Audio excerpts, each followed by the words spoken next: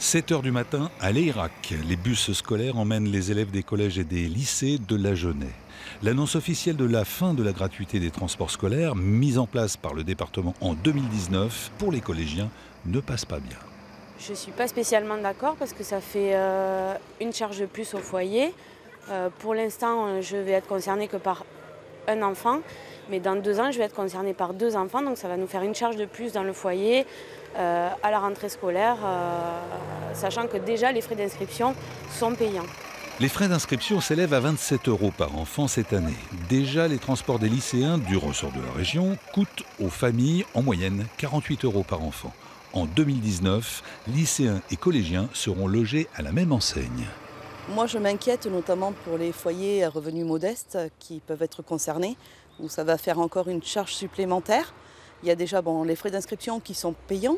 Si on rajoute là-dessus les frais de transport, je ne sais pas comment certains foyers vont pouvoir s'en sortir.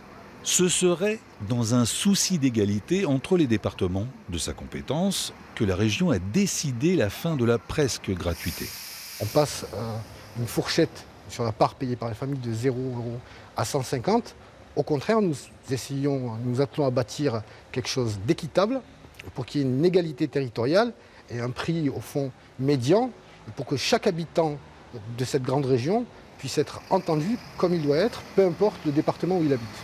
Un calcul sur la base du quotient familial est à l'étude, mais rien n'est décidé. De son côté, le département des Landes, lui, compensera financièrement la hausse des transports scolaires.